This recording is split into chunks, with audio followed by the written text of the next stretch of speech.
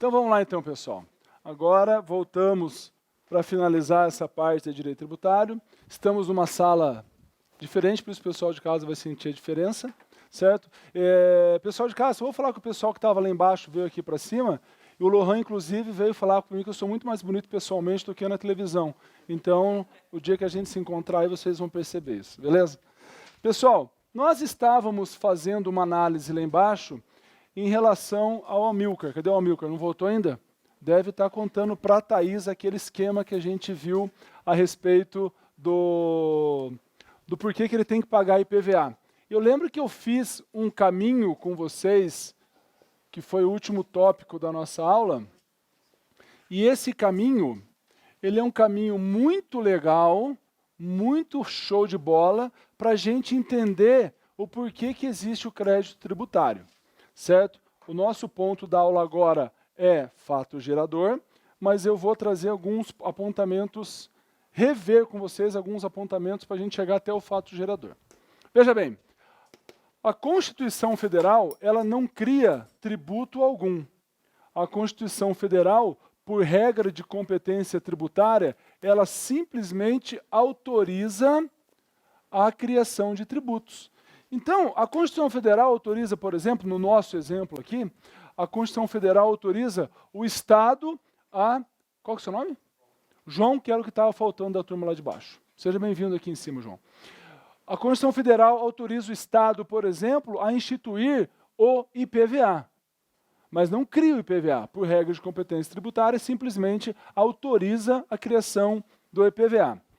Aí, Mariana, nós vamos precisar de uma lei ou de uma medida provisória para criar o tributo. Uma lei ou medida provisória para criar o tributo.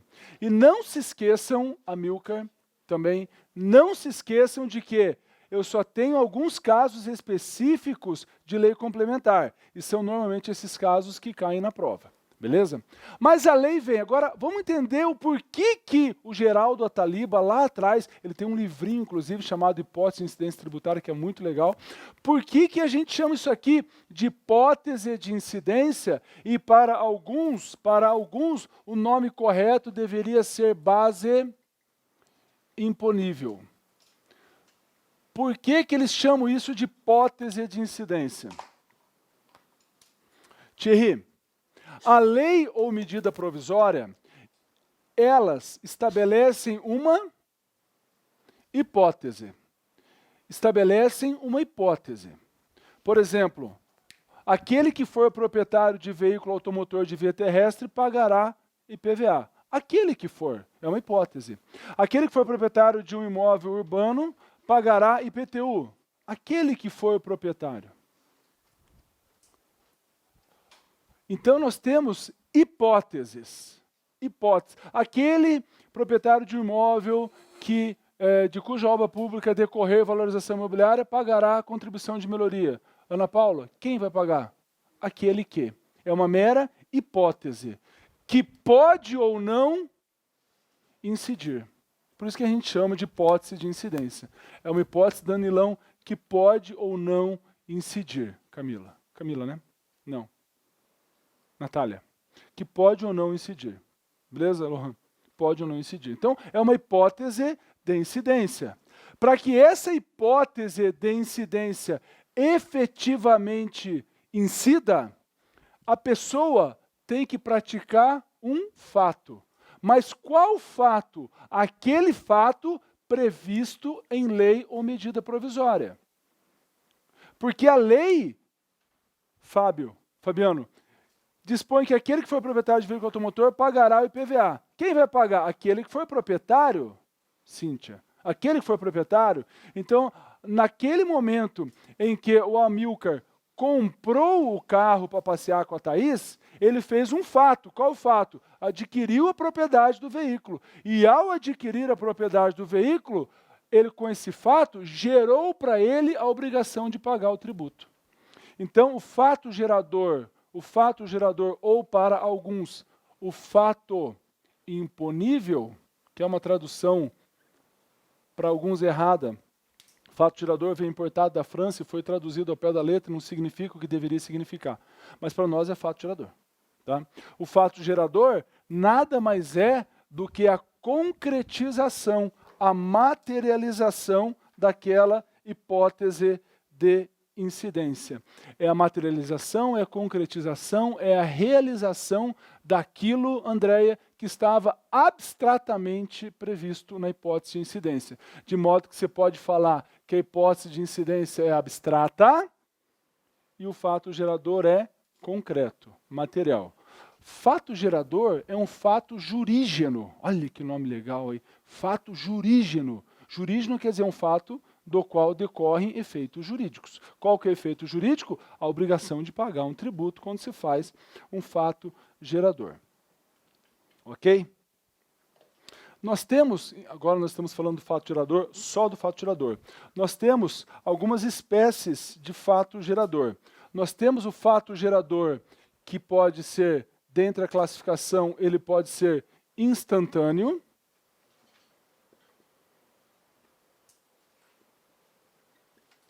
Pode ser instantâneo ou simples. Instantâneo ou simples é tipo instantâneo no sentido de ser, de começar e terminar ao mesmo tempo.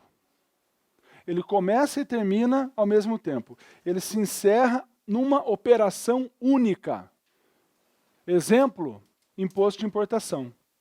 A hora que você importa o bem e esse bem ingressa no território nacional, ele é internalizado, pronto. Fato gerador instantâneo. Plim! Já tem o fato gerador do imposto de importação. E assim eu também posso falar com o imposto de exportação, com o imposto sobre produtos industrializados também. Ok? Há uma única operação. No caso, ingressou, no caso, ingressou ou exportou, saiu do território nacional, ingressou no território nacional, ou houve a produção. Beleza? IPI, imposto de importação e exportação. Eu tenho também fatos geradores periódicos. Periódicos. Fatos geradores periódicos. Anotem aí, por gentileza, os sinônimos complexivos ou complexos. Fatos geradores complexivos ou complexos. Que são aqueles fatos geradores que ocorrem durante um certo tempo. Eles se protraem durante um certo tempo. E eu vou usar o exemplo aqui do imposto de renda para vocês. Eu já aproveito e já falo mais do que só o fato gerador em relação ao imposto de renda, porque isso é muito importante. Tá? Olhem aqui para mim. O fato gerador do imposto de renda é um fato virtual, é uma ficção jurídica, porque nós temos incontáveis fatos geradores.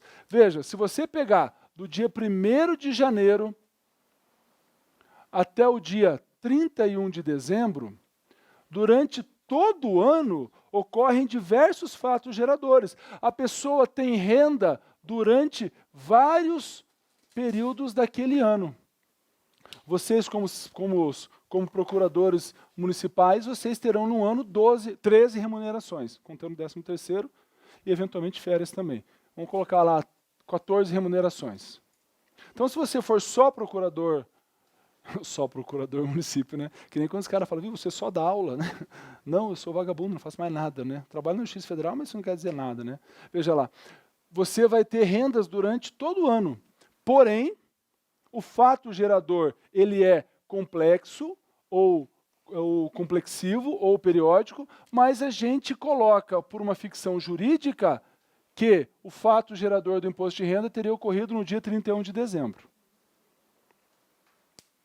Teria ocorrido no dia 31 de dezembro.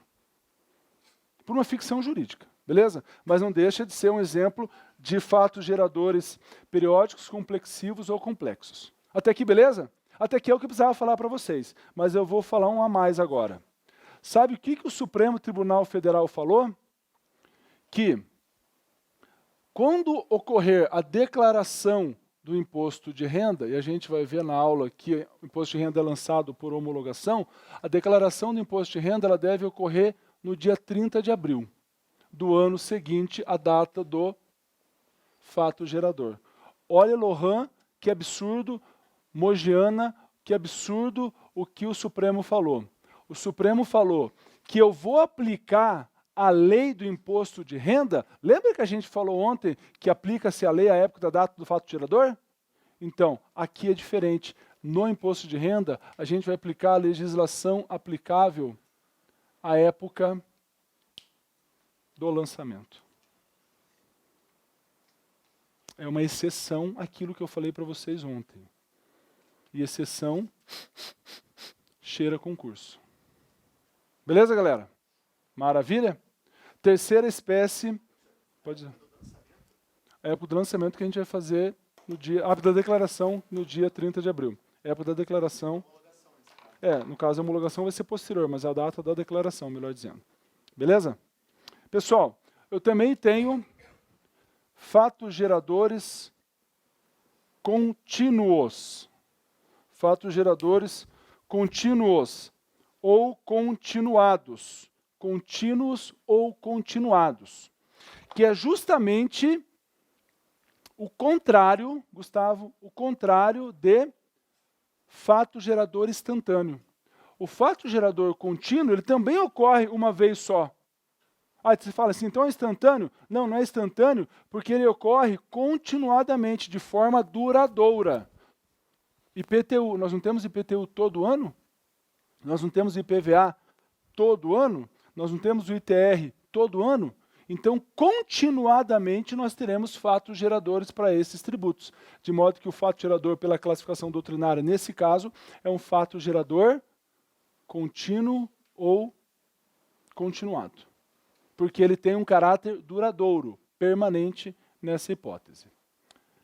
Beleza, Lígia? Ok? Então, essas são as classificações, as espécies de fatos geradores que eles podem eventualmente cobrar na prova de vocês. Joia? O fato gerador não tem apagador aqui. Será que eu vou ter que passar a mão? Guilherme, eu vou ficar aqui. Está gravando, né? Eu não vou me mexer. Eu fico fixo aqui. Tá? Eu já estou indo lá, obrigado.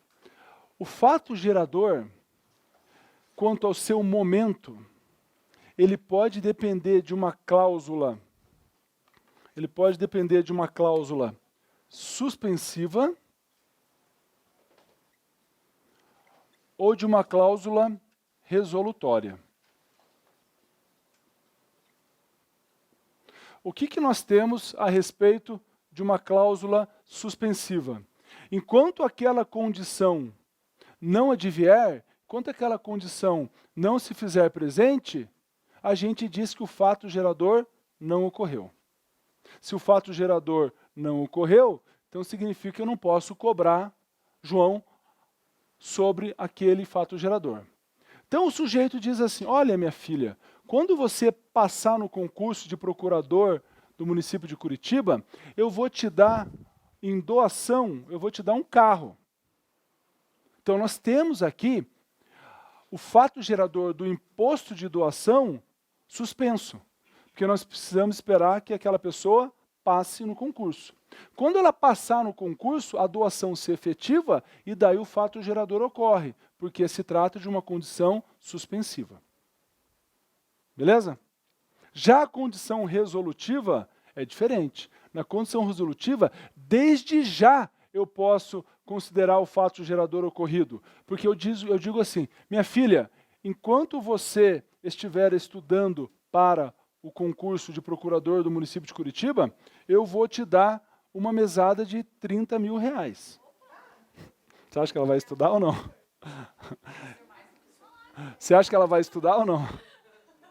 Então veja bem, enquanto ela não passar, o sujeito dá a mesada para ela. Ou seja, o fato gerador do imposto de renda para ela já existe, porque é uma cláusula resolutiva, porque a condição está presente desde aquele momento. Beleza?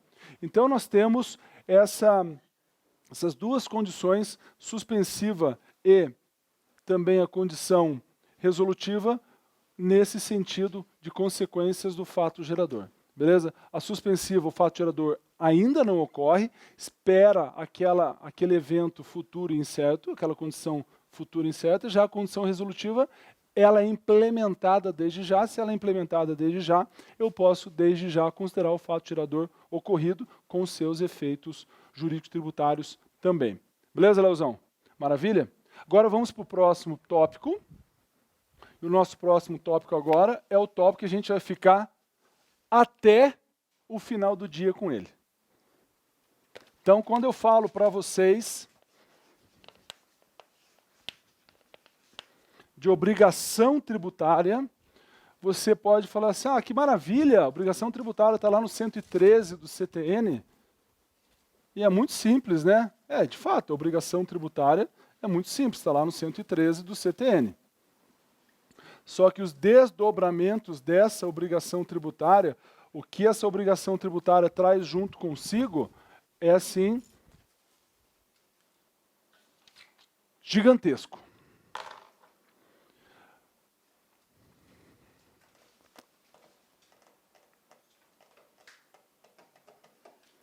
Tem alguém com a letra P no nome aqui na sala ou não? Tem, né?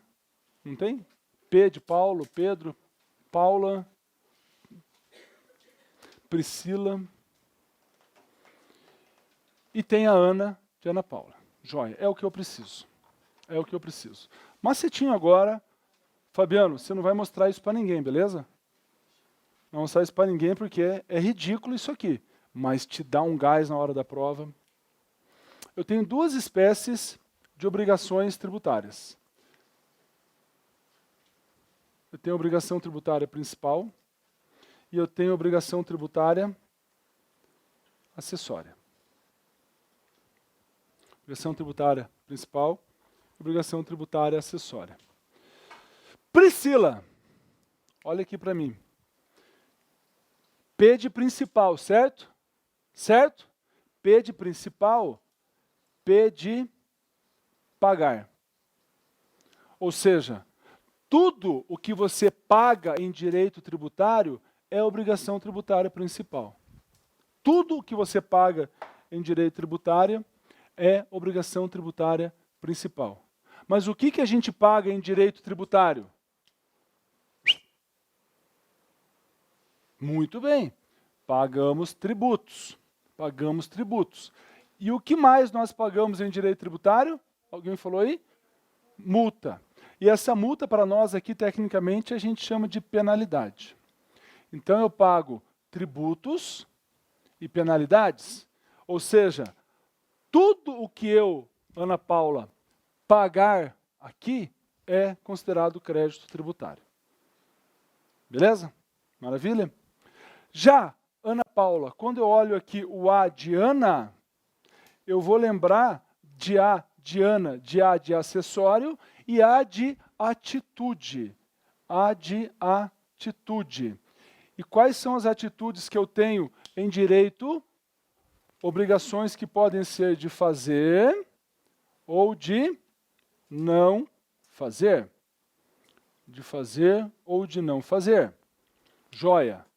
Só que aqui você não paga, você faz ou não faz, porque a legislação te impõe essa obrigação para facilitar a fiscalização e administração tributárias. Por que o sujeito emite nota fiscal? Ele não está pagando nada com a emissão da nota fiscal, mas ele está fazendo algo no interesse da fiscalização e administração tributária. Por que o sujeito, por exemplo, coloca, não sei se vocês perceberam, quando vocês forem almoçar, coloca aquele alvará da vigilância sanitária, que é decorrente de uma taxa de poder de polícia que ele pagou. Por que está lá à vista do público? Porque a lei manda colocar à vista do público. Quando a empresa está cadastrada no Simples, quando a pessoa pagou a taxa de bombeiro, a taxa de vigilância sanitária. Isso é uma obrigação de fazer. Porque o fiscal chega lá, confere o alvará, vai embora. Para facilitar a fiscalização e administração tributária. Por que o sujeito... É Celso, né? Sérgio. Por que Sérgio, o sujeito precisa manter a escrita contábil sem rasura? Ele não pode rasurar. Para facilitar a fiscalização e a administração tributária. Por que o sujeito, às vezes, mesmo sem precisar pagar, ele tem que fazer a declaração? Para facilitar Lembra que nós falamos ontem da imunidade? Na imunidade, o sujeito não paga, mas ele tem que cumprir as obrigações acessórias. A igreja não paga, por exemplo, o IPTU daquele prédio que é usado para as finalidades essenciais, mas ela tem que declarar aquele bem, para facilitar a fiscalização e a administração tributárias. E se o sujeito desrespeita, se o sujeito desrespeita, se ele não faz o que tinha que fazer, ou se ele faz aquilo que ele não poderia fazer, ele vai sofrer uma penalidade. Agora, cuidado, porque lá no direito civil, Amilcar, a gente aprende que a obrigação acessória, ela depende da obrigação principal. Ou como eles dizem em todas as faculdades do sul do mundo, eles falam assim, que a sorte do acessório acompanha a sorte do principal, não é? Só que aqui não. Aqui, galera, são obrigações autônomas. As obrigações principal e acessória em direito tributário são obrigações autônomas. Sabe o que isso significa, meu irmão? Significa o seguinte, descumprida uma obrigação acessória, no que se refere ao pagamento, essa obrigação acessória ela é convertida em obrigação principal. Mas apenas no que se refere ao... Fernanda, né? Não é Fernanda? Giovana? Apenas no que se refere ao pagamento. Ou seja, o comerciante que não emitiu a nota fiscal, vai ter que emitir a nota fiscal e também pagar a penalidade. O sujeito que rasurou o livro contábil vai ter que retificar o livro contábil como obrigação acessória e também pagar a penalidade. Beleza, Sérgio? Estamos juntos aqui ou não? Maravilha? Joinha? Então tá. Só para a gente fechar essa parte introdutória. Meus amores, então quando eu falar para vocês que a gente precisa pagar um crédito tributário, esse crédito tributário pode ser referente a um tributo ou a uma penalidade, ou a ambos. Beleza? Tecnicamente, evitem falar multa, porque o CTN trata disso como penalidade. Fácil, né? Tranquilo? Eu conversei com o pessoal hoje cedo, na hora do recreio, e eu vou falar a mesma coisa para vocês agora. A nossa aula de hoje à tarde, que é com conteúdo extraordinário, é muita coisa que eu vou falar para vocês, porque é muita coisa fácil. Uma delícia de dar aula. Eu adoro essa parte da aula da tarde para dar para vocês. Agora, vocês têm que ter muita força de vontade. Primeiro, porque é nosso terceiro bloco seguido de tributário, mas porque é um sábado à tarde. E segundo, porque é um saco mesmo. A matéria em si é um saco. Beleza? Para vocês. Para mim, eu acho maravilhoso. Adoro. Entendeu? Dentro da obrigação tributária, galera, eu te faço uma pergunta. Se aquilo que eu vou pagar aqui, no caso do Amilcar, que está lá passeando de carro com a Thaís, é o IPVA, que tipo de obrigação que é essa? Principal, porque ele vai ter que pagar o IPVA, uma obrigação tributária principal. Ele vai ter que pagar, né? Então vamos fazer um telequete aqui agora. Lá no direito civil, você aprende que de um lado tem credor, do outro lado tem devedor, eles estão ligados entre si por uma obrigação que pode ser de dar, fazer ou não fazer. Isso aqui é básico lá do Código Civil, quando você começa a entender o que seja uma relação jurídica. Tá? O direito tributário trata isso da seguinte maneira. Nem sempre o fisco estará como credor. Porque às vezes você que tem direito de ser restituído e você que é o credor. Mas o CTN chama o credor aqui de sujeito ativo e o devedor de sujeito passivo. Cuidado, porque o sujeito ativo lá no 119 do CTN, o sujeito ativo, pela letra do CTN, galera, é aquele que detém competência para instituir o tributo. É aquele que detém competência para instituir o tributo.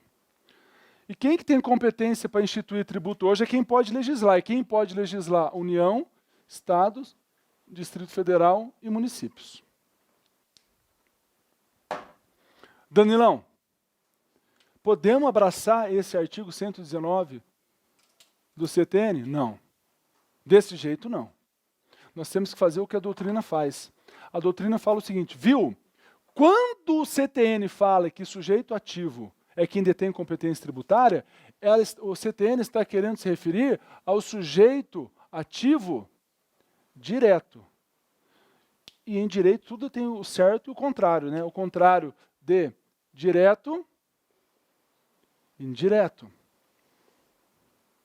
Beleza, mas quem seria esse sujeito ativo que é indireto? Porque quem tem competência é o direto. E o indireto, quem que é? É aquele que não tem competência. Mas ele pode cobrar, é porque ele recebeu capacidade tributária.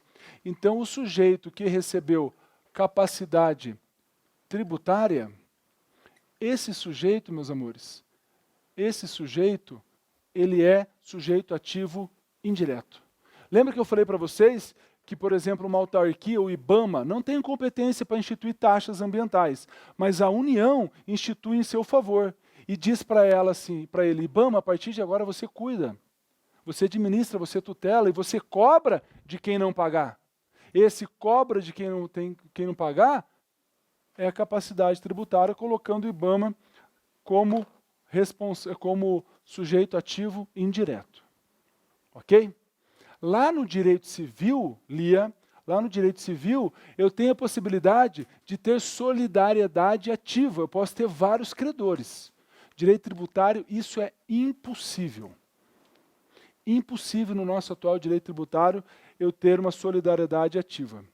Ou eu falo em competência, e é só a União, só o Estado, só o Distrito Federal, só o município, e eu não falo em solidariedade ativa, ou eu falo em capacidade tributária, mas a capacidade tributária é a delegação de administração tributária para uma pessoa específica. Então não tem chance, Andréia, né? Manuela, Andréia é você, né? Você, Caroline, Andréia, Manuela, a capacidade tributária ela é atribuída para uma pessoa só. Então não tem nem a mínima chance, Alexandre, de nós termos a solidariedade tributária ativa. Beleza? Terei única e exclusivamente um credor. Não, a capacidade tributária é a delegação sempre para uma pessoa jurídica de direito público. Ele, no caso, se não pagar, ele se torna credor, ele se torna sujeito ativo.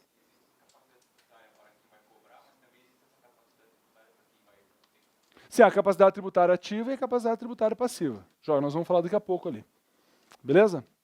Joia? Meus amores, é difícil eles perguntarem. No último concurso para juiz agora, Direito do Paraná, eles perguntaram sobre essa capacidade tributária ativa. Entendeu? Uma questão que, a meu ver, é até passível de anulação, entendeu? Porque eles colocaram que só pode ser sujeito ativo quem tem a competência. E não é bem assim, porque existe a regra de capacidade. Mas por eliminação, por exclusão, você ficava com aquela alternativa, certo? Mas é passível, certo? É passível. Galera, a capacidade tributária ativa indireta, que é da pessoa que tem a capacidade tributária, a gente fala em parafiscalidade. Parafiscalidade. Beleza? Sujeito passivo. E aqui, meus amores, pode botar um coração aí, porque é o assunto disparadamente, João, mais cobrado em concurso. Capacidade tributária passiva. Ok? Vamos falar do sujeito passivo. E vamos fazer uma brincadeira aqui. Gustavão, já brigou alguma vez na vida ou não? Nunca? Eu também não. Já brigou, Leonardo? Agora ninguém brigou, não. Só porque eu falei que ia fazer uma brincadeira. Fabiano, já brigou ou não? Danilo, já brigou? Já estão brigando, né? É que a mulher, vou te falar uma coisa, é que a mulher ela tem tanta classe que a mulher bate no homem com as palavras. Você brigou? Então tá bom, Eudália. Vamos então pegar a Eudália que brigou. Pronto, entendeu? É que eu acho que mulher não se bate nem com olhar.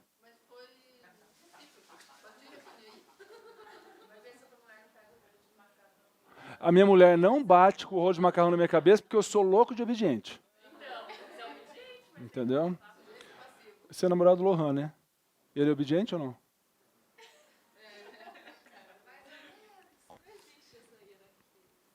Ah, não existe essa hierarquia. Você viu que ela falou, não existe essa hierarquia. Claro que existe.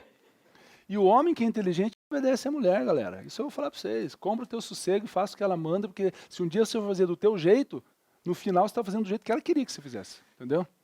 Então vamos lá, Eudália. Eudália Cyborg, né? Não tem aquela aqui de Curitiba, né? Que é a lutadora, né? Do MMA. UFC lá, né? Cris Cyborg, né? Dada Cyborg, olha aqui. Quando você brigou lá, você bateu com a direita ou com a esquerda? Tá, mas você escreve com a direita ou com a esquerda? Então você deve ter batido com a direita. Então, larga a caneta e fecha a mão. Isso. Vamos, venham comigo, venham comigo. Venham comigo, vai lá.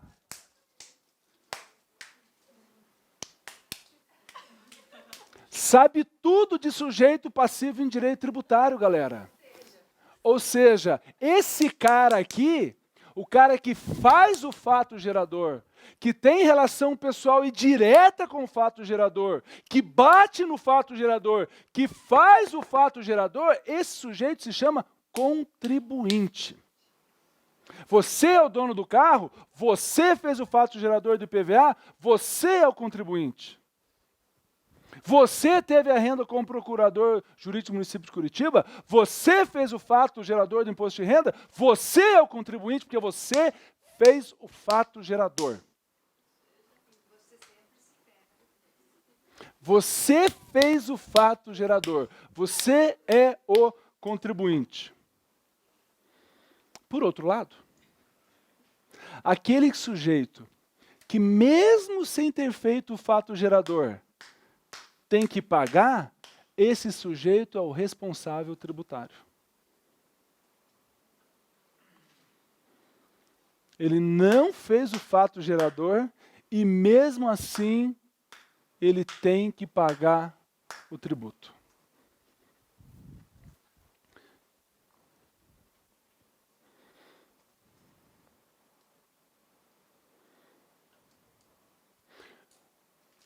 Imagine a seguinte situação. A pessoa jurídica deve ISS. Ela não paga o ISS. E comprova-se por A mais B que os sócios agiram com excesso ou abuso de poderes.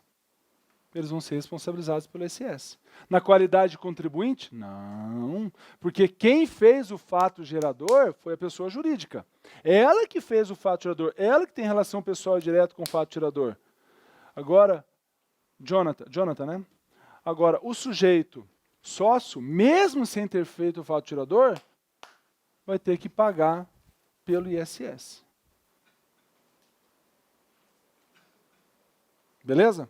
E a gente vai desenvolver melhor essas situações aqui com as várias espécies de responsabilidade tributária. O sócio de empresa que não pagou o ISS contribui com o tributo. Como assim contribui com o tributo? Ah, tá. Vamos repetir a pergunta do Thierry. Uma questão que cobra assim, a pessoa jurídica não paga, mas o sócio paga. Está extinto o crédito tributário, não vai ter consequência jurídica nenhuma, tributária. Pode dizer que ele contribui? Não, entendi. O sócio que paga no lugar da pessoa jurídica, pode dizer que ele seja contribuinte? Não, porque quem faz o fato gerador, fez o fato gerador foi a pessoa jurídica. Eu digo o verbo. Assim, contribui. Ah, contribui no sentido de pagar, sem problema algum. Contribui, o verbo contribuir, não tem nada a ver com o substantivo contribuinte. Beleza? Não é sinônimo de contribuinte de fato. A pergunta do Fabiano, o responsável tributário não é sinônimo de contribuinte de fato? Não necessariamente. Não em todas as vezes. Tá? Numa situação lá do 66 para fazer repetição de débito tributário, sim. Mas a gente vai ver isso mais para frente. Meus amores, olhem aqui para mim agora. Não importa para mim eventual acordo, contrato, combinado entre eles. Essa regra, contribuinte paga, sujeito responsável, quer dizer, contribuinte faz o fato gerador e responsável tributário mesmo assim tem que pagar, independe de convenções particulares, de contrato particular, de tratado particular, de combinado. O artigo 123 do CTN diz que essas convenções particulares não podem ser opostas para a fazenda pública. É aquele velho exemplo que a gente dá, e esse exemplo eu quero que vocês prestem muita atenção, porque fala de IPTU. Fala de IPTU. Fala de IPTU. Imagine só, eu faço um contrato de locação com o Serjão, e a gente coloca uma cláusula lá que o locatário que vai ter que pagar o IPTU. A gente registra esse contrato de locação, Mogiana, em todos os cartórios do sul do mundo. Perante a Fazenda Nacional, não vai valer nada. Por quê? Porque perante a Fazenda Nacional, a Fazenda Municipal, o proprietário é que faz o fato gerador e, por isso, o município vai cobrar de quem? Do proprietário. Vai cobrar do proprietário. Ponto. Tem alguma coisa a ver com o fato do IPTU ser próprio terreno? Não. Não assim, tem, mas assim, não implica nesse entendimento do 123. Agora, cuidado com uma súmula 399 do STJ, que diz que a legislação municipal pode definir quem seja o sujeito passivo do IPTU. Então, por exemplo, a legislação municipal pode dizer, olha, aqui no meu município, o sujeito passivo do IPTU é o proprietário locador ou o locatário possuidor.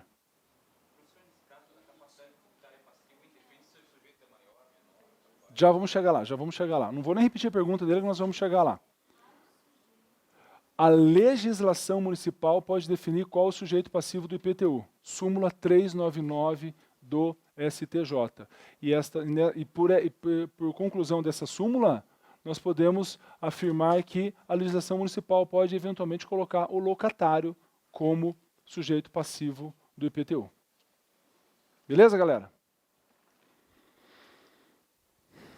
Qual que é o teu nomezinho, você, de loira, de branco? Imagina se eu desse aula falando assim, sem entender o que eu estou falando. Qual que é o nome dela? Alguém ouviu aí? Ah, obrigado. Não precisa falar bravo assim, Lígia. Viviane.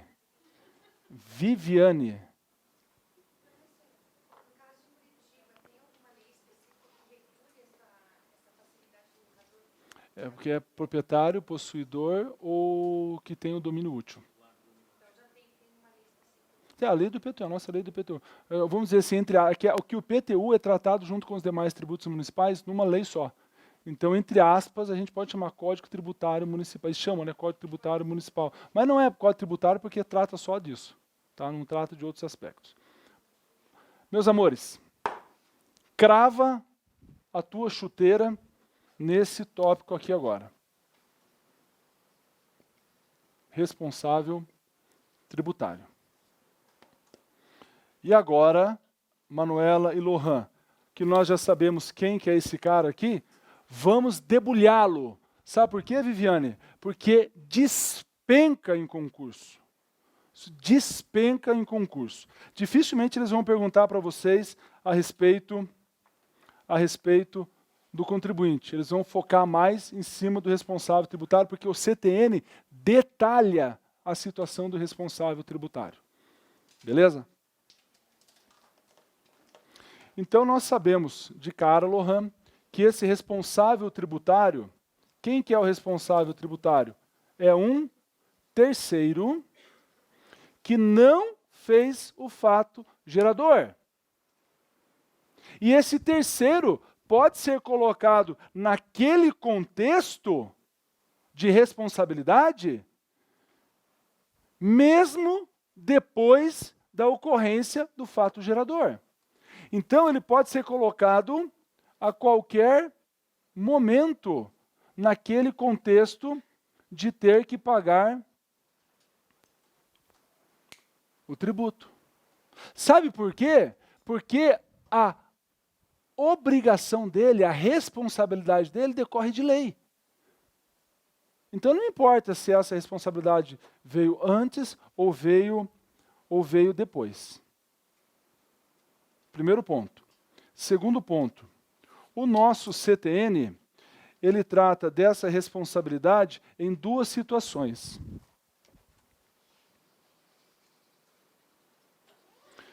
Guilherme, pega bem aqui embaixo, aqui onde estou escrevendo? Não pega? Pode ser? Pode ser essa responsabilidade por substituição ou por transferência. Já vamos chegar lá. Substituição ou transferência. A partir do artigo 128 até o 137.